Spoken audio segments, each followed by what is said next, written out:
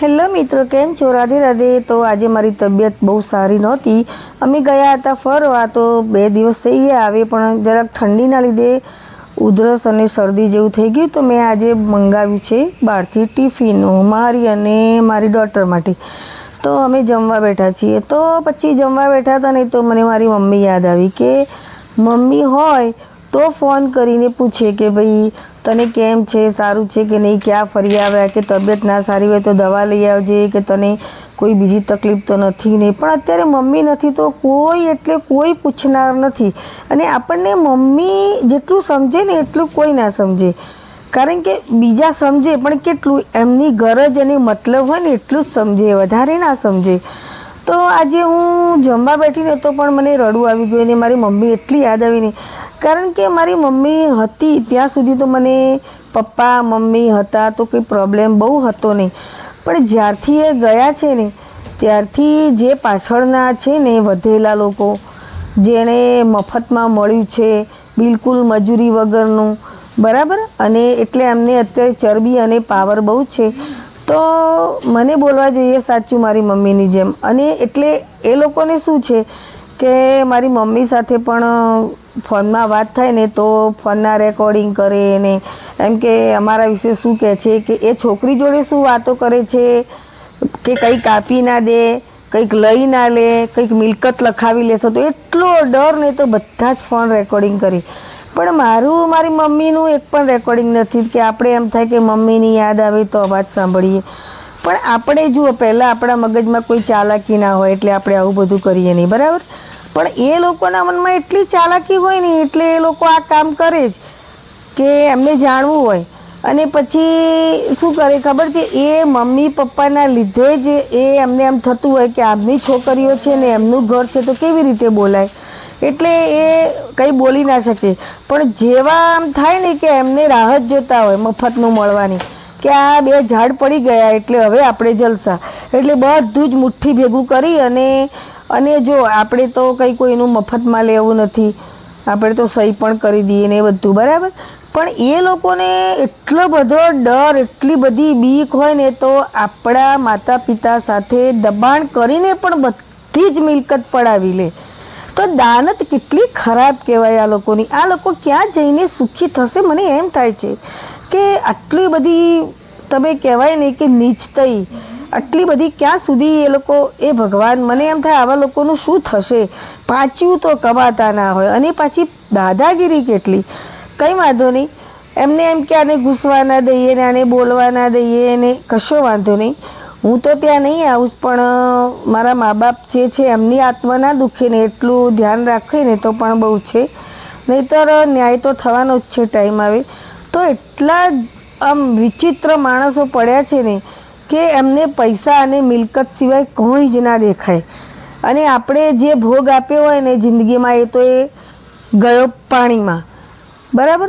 અને એમને ખોટું કેમ લાગે, તમને ખોટું કેમ લાગે કોઈ પણ વ્યક્તિને, કે સાચું સાચું કડવા કારેલા જેવું હોય છે એટલે એ ખોટું લાગતું હોય છે. તો આવા નીચ હલકટ ને એકદમ છેલ્લી કક્ષાના માણસોને અને હું કંઈ કહેવા જ નથી માગતી. તો મને જે દુઃખ પહોંચાડે, મને તકલીફ છે. અને ઘણા કેવા હોય છે ખબર છે, બળતું હોય ને ઘી હોમવા તૈયાર હોય, એમાં ઘરના જ હોય, એમાં ઘરડા હોય, પણ એમને કેવું કે આપણે કયા પક્ષમાં રહેવું એ ખબર ના હોય. એમને જ્યાં ગાંધીજીવાળી નોટો દેખાતી હોય ને એ પક્ષમાં જે રહે. તો આ કેટલા અંશે યોગ્ય છે? કમેન્ટ કરજો. અને આ વિડીયો ગમે તો લાઈક, કમેન્ટ, શેર અને સબસ્ક્રાઈબ મારી ચેનલને જરૂર કરજો. તો તમને નવા વિડીયો જોવા મળશે કે આટલા બધા ઉતરતી કક્ષાના અને નીચ કક્ષાના ભાઈઓ પણ દુનિયામાં હોય છે, તમને જાણવા મળશે. અને કેવું છે કે બધું જ હાથમાં આવી ગયું હોય એટલે પછી એમને ફાવે એમ કરે. અરે તમે ફાવે એમ કરશો તો ઉપરવાળો પણ ફાવે એમ કરી શકે છે ને. તમે એક તમારા ઘરે એટલું બધું મૂકીને ગયેલા મા બાપનું તમે એક શ્રાદ્ધ પણ કરી નથી શકતા સરખી રીતે, તો તમે કયા ભાવમાં જઈને ભોગવશો? એ કશું જ તમે પડાવ્યું છે ને શાંતિથી નહીં ભોગવી શકો, એ 100%ની ગેરંટી છે.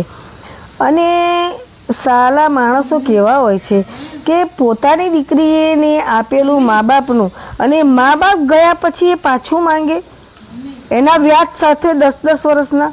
હે ભગવાન, આવા માણસોને તો કીડા પડે ને તો પણ હું કંઈક કે ઓછા હશે, કે આવા માણસને નર્કમાં પણ જગ્યા ના મળવી જોઈએ. સ્વર્ગ તો એને જોવાય ના મળે, પણ નર્કમાંય જગ્યા ના મળે એવા માણસો હોય છે. તો આવા માણસો માટે તો ભાઈ આપણે તો કંઈ કરી શકવાના નથી, પણ સમય આવે એમનું બધું જ થઈ જશે. અને એટલા તો એ પ્રખ્યાત થઈ ગયા હોય ને, અને પછી આમ નમીને હાથ જોડીને કે વિનંતી કરીને ગમે તે કરે, પણ જેવા ભાભા હોય ને એવા જ ગવાય. બરાબર? એટલે એમનું પોત તો પ્રકાશી જ ગયું હોય, ગમે તે સમાજ હોય એ વખણાયા વગર રહે નહીં. બરાબર?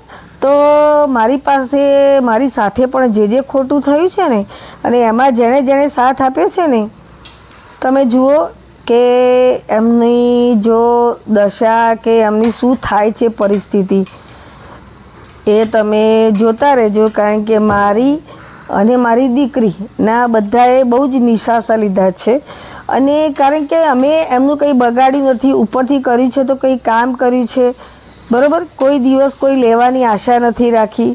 છતાંય માણસ આપણી જોડે ખોટું કરે ને, પણ મને મારા મમ્મી પપ્પાની આત્મા દુભાય ને એ મને બહુ ગમતું નથી.